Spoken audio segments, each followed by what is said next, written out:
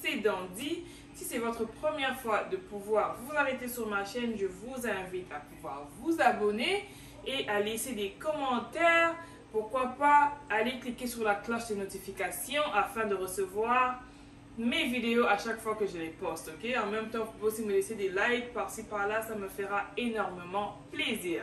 Alors, vous pouvez aussi me suivre sur ma page Instagram qui est DandyBZ afin de pouvoir essayer de partager et voir qu'est-ce qu'on poste par-ci par-là. Si vous voulez vraiment comme, you know, be update et tout avec tout ce qui se passe, je suis sur Instagram, DandyBZ, ok? Alors, voilà. Aujourd'hui, moi, je vous amène une recette. Je pense que vous allez tous l'aimer. C'est une recette des beignets africains. Ok? Alors, des beignets africains. Je vais vous montrer. Peu importe, congolais, gabonais, sénégalais, peu importe. C'est une recette assez simple que vous allez tous aimer. Et à la fin de cette vidéo, vous allez être capable de reproduire exactement la même chose. Et vous serez content. Alors, une chose. Quand tu auras fait tes beignets, ça sera exactement pareil. N'oublie pas de revenir me laisser des commentaires et dire qu'est-ce que tu as trouvé comme difficulté et tout, comme ça on va voir. Parce qu'au fait, j'ai deux sortes de beignets que j'allais vous montrer. Alors aujourd'hui, je commence avec la méthode la plus facile et je pense que vous allez vraiment aimer et tout. Et après, vous restez juste connecté et tout. Je veux ramener une autre vidéo avec une deuxième méthode des beignets africains. Ok? Alors, sans plus tarder, aujourd'hui, on commence avec la première méthode. Je vais faire de mon mieux d'aller vraiment dans les moindres détails, expliquer comment faire pas à pas, comme vraiment, pour que, comme j'ai dit, une fois qu'on finit là et que tu essaies de faire les beignets, que tu sois capable de faire la même chose que moi. Ok? Alors, sans plus tarder, je vais vous montrer qu'est-ce que j'ai là. Ok? Donc, c'est pas grand chose que j'ai. Donc, j'ai dit, ça va être aussi simple que ça, mais ça va être vraiment, vraiment bon. Croyez-moi, vraiment bon. Alors, j'ai la farine qu'on va utiliser. Je vais utiliser le malaxeur, ça dépend. Parfois, j'utilise mes mains. Comme vous voyez, j'ai pas des ongles et tout. Donc, ils sont assez propres. Je peux utiliser mes mains et c'est pour la maison, pour manger. Donc, voilà pourquoi ça me dérange vraiment pas. Et puis, j'ai comme un tamis que je vais utiliser. Un bassin, comment tu l'appelles. Et puis, j'ai des mesurettes. Et puis, j'ai le sucre brun. Ok, donc peu importe, si tu as le sucre blanc, tu peux toujours l'utiliser, c'est vraiment pas un problème. C'est le sucre que tu as à la maison. Alors nous, on a opté pour celui-là, je vais l'utiliser, ça change rien. Ok? Alors, la farine que je vais utiliser, c'est ça la clé au fait. Je vais utiliser la farine qui s'appelle Brody. Ok, donc je vais le laisser quelque part là. Je crois que vous êtes capable de le voir. Ça s'appelle Brody. Si tu veux avoir exactement les mêmes beignets que je suis en train de faire, il faudrait utiliser cette pâte-là qui s'appelle Brody. Alors là, je parle pour les États-Unis, je parle pour le Canada, je sais qu'il y en a. Mais pour les autres pays, je suis vraiment pas sûre et je suis un peu confuse, je sais pas. Mais pour ceux-là qui me suivent du Canada et des États-Unis, voilà ce que tu peux utiliser, ça s'appelle Brody. Ok? Alors, je vais utiliser la farine et le sucre, mettre dans l'huile grillée et ça va être tout. J'ai pas besoin d'ajouter quoi que ce soit, non. Alors, je vais vous rapprocher, comme ça vous allez voir exactement la procédure et tout. Et on va pouvoir avancer. Pour commencer, la première des choses, je vais tamiser la farine. Bon, moi je tamise toujours pour ne pas avoir des surprises.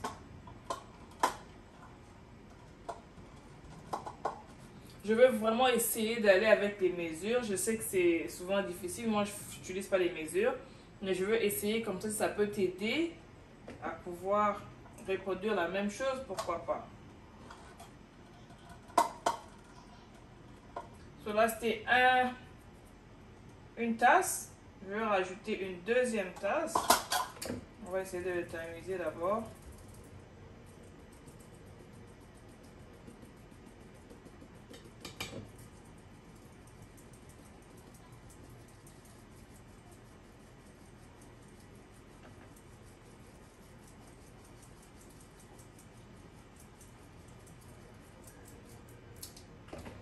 Ok.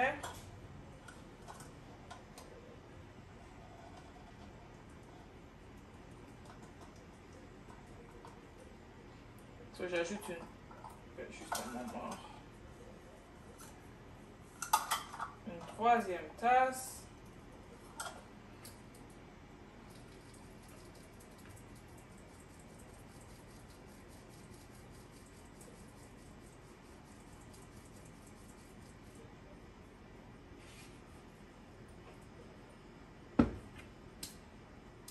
Ok, so là, je pense que c'est assez.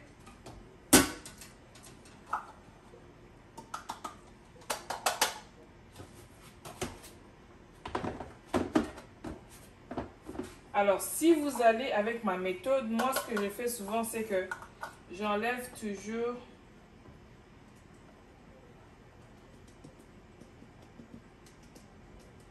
comme ça une tasse à côté pour être certaine d'exactement ce que je suis en train de faire. Alors, ok, donc la prochaine, je veux juste mettre à côté pour être certaine de ce que je fais. Ok.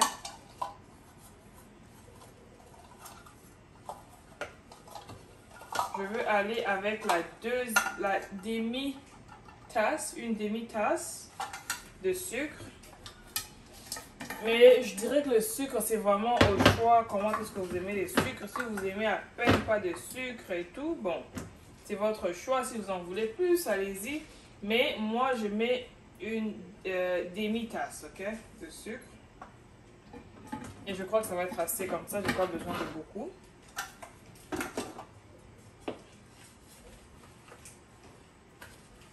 Alors, je le mets sans avoir mis de l'eau d'abord. Donc, j'ai juste mis la farine comme ça. Ok. Je le tourne là-dedans.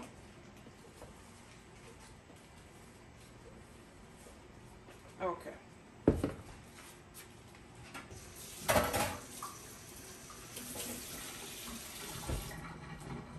Alors, je vais juste essayer de nettoyer rapidement.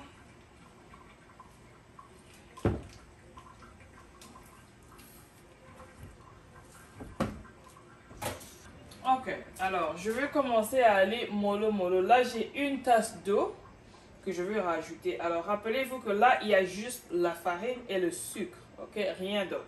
Je vais rajouter de l'eau. Moi, je mets de l'eau, mais il y a d'autres personnes qui préfèrent mettre du lait. C'est vraiment au choix. Mais si c'est vraiment quelque chose que tu n'as jamais fait, que tu veux avoir le même goût, reproduire la même chose que moi, pourquoi pas? Vas-y avec de l'eau. La farine, en fait, elle est déjà mélangée, donc tu auras un bon goût pareil. Voilà pourquoi j'ai dit qu'il faudrait absolument que ça soit de la farine Brody. Alors, comme pendant que je parle, je me rappelle, peut-être pour les gens de l'Europe, s'il n'y a pas la marque Brody, vous pouvez trouver la marque en fait, qui a déjà été mélangée. En fait, là, dans cette farine, il y a déjà les œufs, il y a déjà le lait, c'est déjà vraiment une farine prête à préparer. Tout est déjà là, c'est déjà juste, donc, ready, it's ready. Ok, alors s'il y a quelque chose comme ça en Europe que vous connaissez et tout, allez-y pour ça. Et si vous avez la marque Brody, pourquoi pas, essayez-la, ok? Alors, je commence avec une tasse d'eau. Je ne mets pas vraiment beaucoup d'eau directement parce que je crains.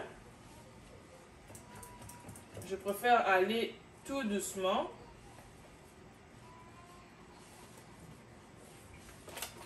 Ok, cela c'est encore dur. Je ne sais pas si vous voyez à quoi ça ressemble. C'est encore dur. Alors, je vais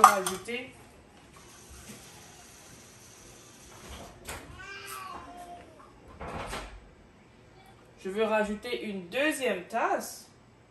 Voilà. Sans oublier qu'on a une tasse de farine là à côté, ok? Pour rajouter au cas où.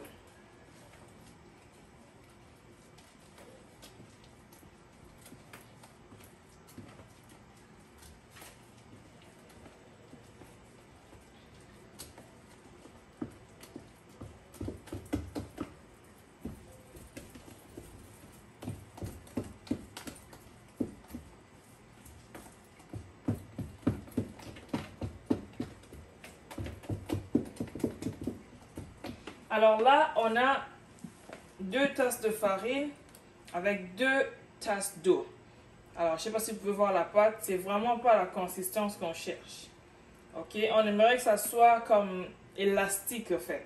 Alors là, c'est vraiment encore tout mou. Voilà pourquoi on avait laissé notre tasse de farine à côté. Alors, ce que je vais commencer à faire, c'est que je vais rajouter petit à petit pour trouver la consistance que je cherche en fait.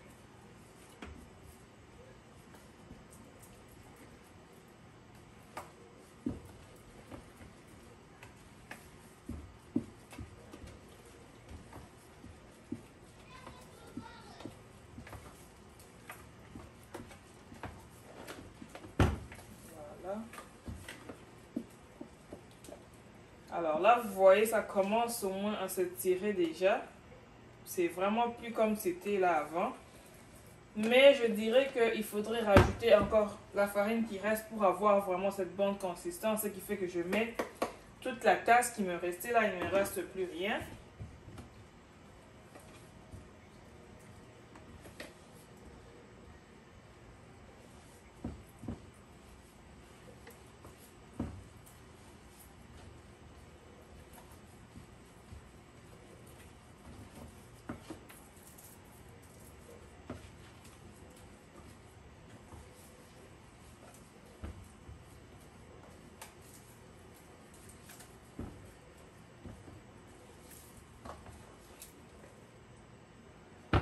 Ok.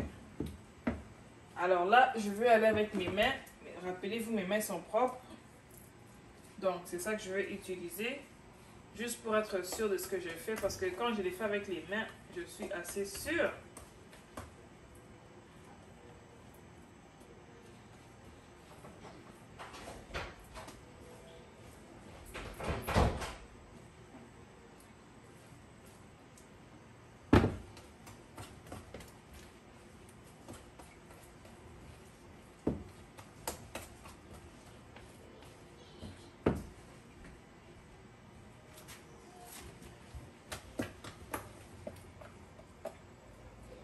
Alors, la consistance est assez bonne.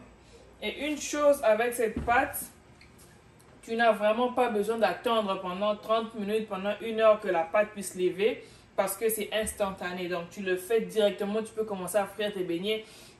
On n'a pas besoin d'attendre rien. As soon as you do it, you'll be ready. OK? Alors là, j'ai fait, j'espère que vous avez retenu la formule. Il y a 2 tasses d'eau et puis il y a eu 3 tasses de farine et une demi-tasse de sucre. C'est tout ce que j'ai mis là, rien d'autre. Alors, la prochaine étape, je veux mouiller mes mains. Je ne sais pas si vous voyez comment mes mains sont mouillées. Et la pâte est là. Donc, on respecte les mesures. On va avoir exactement la même texture que la mienne, je veux dire. Alors, à côté, j'ai juste pris comme un... Peu importe ce que tu vas utiliser, j'ai juste mis des essuies tout dessus. Juste question de retirer toute l'huile qui va sortir du feu avant que je puisse transférer les beignets dans une assiette comme bonne et tout. On aimerait bien que l'huile puisse rester dans les papiers et tout. Voilà pourquoi on met du papier comme ça. Ok, alors je veux procéder avec mon premier essai pour voir exactement si mon huile est prête ou pas encore. Alors, une autre chose avant d'y aller, au fait, c'est faire sûr que vous n'allumez pas votre plaque vraiment too high, ok? Essayez de l'allumer comme dans le milieu et tout. Parce que si l'huile est très, très, très chauffée, aussitôt que vous allez mettre vos beignets, alors ils vont être noirs et ils ne seront pas cuits dans le centre, au fait. Dans le centre, tu auras la pâte et tu auras juste comme une belle texture dehors, peut-être encore sombre. Mais si ton huile est quand même, si ta plaque, je veux dire, excusez, est allumée à un feu moyen, ça te permet d'avoir une très bonne texture des beignets qui seront cuits à l'extérieur, tout comme à l'intérieur, ok? Alors là, mes mains sont secs, je dois les mouiller à chaque fois. Si ton robinet est aussi loin de toi, tu peux utiliser un bol d'eau.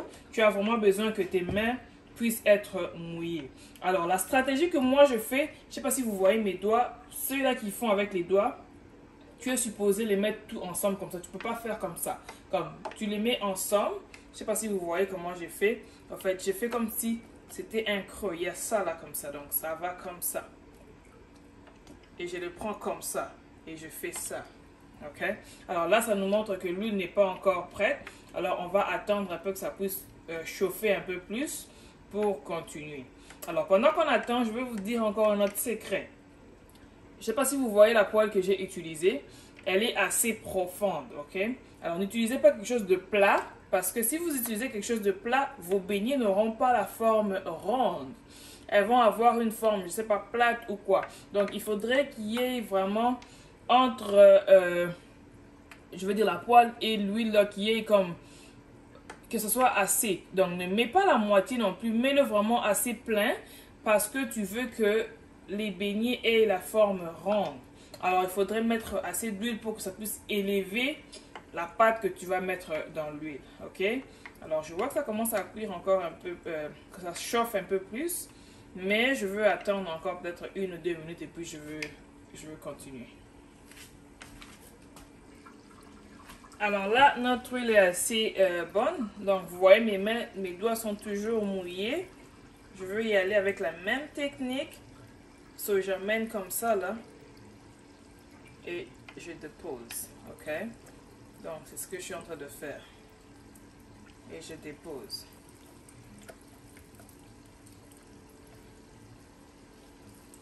Dépendamment de la grosseur ou de la grandeur que vous voulez. Donc, c'est ce que moi, je suis en train de faire. Donc, je vais avec mes doigts pareil comme ça, là. Et je dépose. Donc, on va répéter la même chose.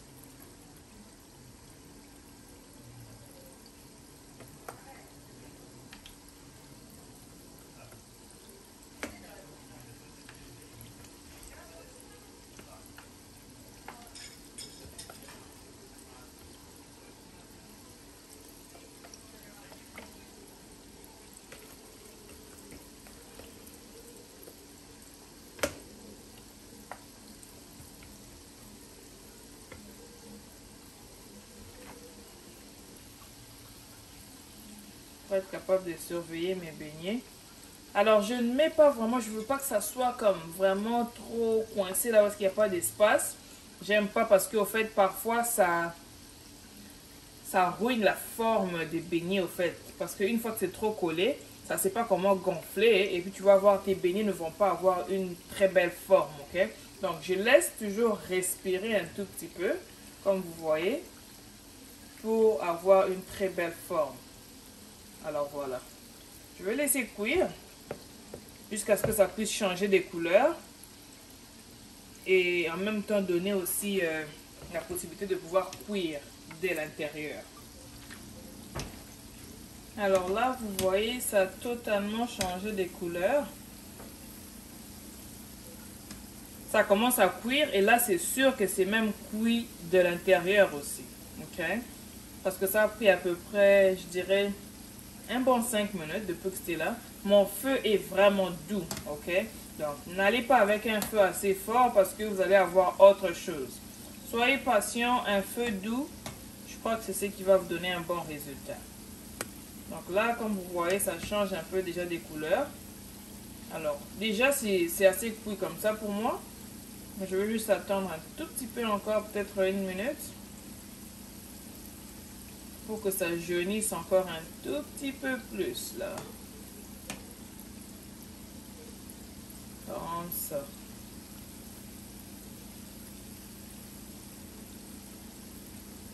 Alors là, vous voyez, avec cette farine, les beignets ne sont vraiment pas trop sombres. Donc quand vous le voyez jaune comme ça déjà et que vous l'avez laissé pour un bon 5 minutes sur le feu, donc c'est à dire que c'est déjà cuit. Donc tu n'as pas besoin de laisser encore assez longtemps reposer. Ça c'est bon, c'est cuit. Alors je ne sais pas si vous voyez la couleur là. Beautiful. C'est beau à voir, c'est bon dans la bouche. Et des belles formes.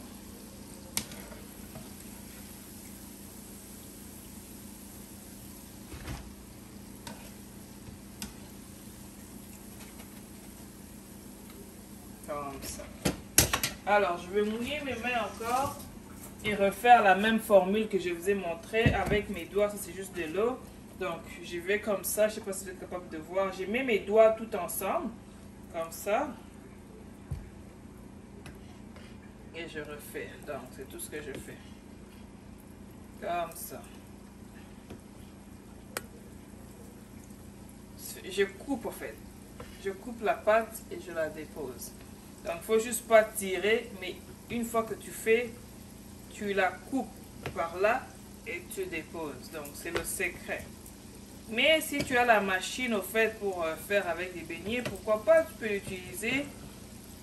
Ça dépend. Alors, une fois que vous avez déjà cette formule ici, là, vous pouvez rajouter tous les autres ingrédients que vous voulez. Donc, ça, c'est En fait, c'est quelque chose de base. C'est la formule de base, je dirais. Alors, une fois que vous avez déjà ça, vous savez comment faire ça.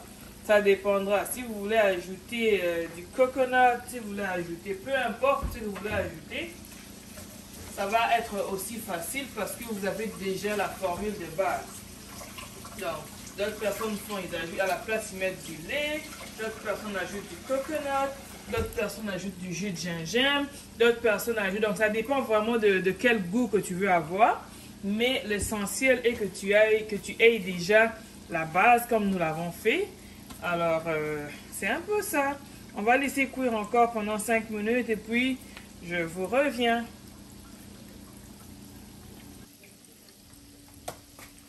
Donc, voilà. Je vais transplanter.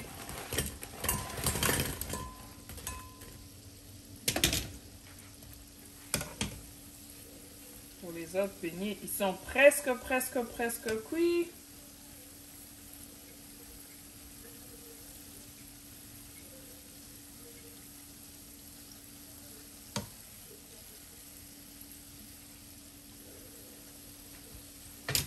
Alors, je vais faire le test avec vous. Là, je veux ouvrir.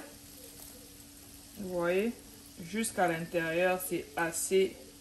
Il n'y a pas de pâte là, donc c'est vraiment bien cuit.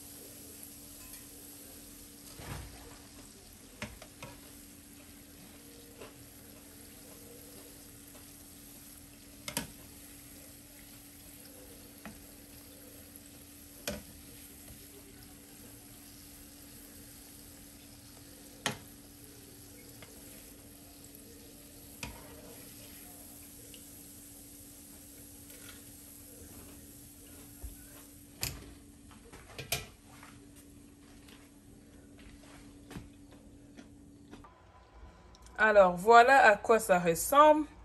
On a tout fini, on a tout fini. Vous avez vu toutes les étapes. Voilà, voilà. Alors, essayez chez vous. Suivez les étapes. Je vais laisser la recette quelque part. Alors, vous allez voir, essayez de le faire et dites-moi qu'est-ce que vous pensez. Parce que moi, je pense que c'est super bon. Vraiment, vraiment bon. Alors, si tu es quelqu'un qui sait déjà comment faire les beignets et tout, à ce niveau ici, tu peux ajouter tout ce que tu veux, comme j'ai dit. Noix de coco, different flavors, comme ça dépend absolument de toi. Alors, je peux juste que vous dire merci d'avoir suivi ma vidéo jusqu'à la fin. Je vous dis à la prochaine. Bye.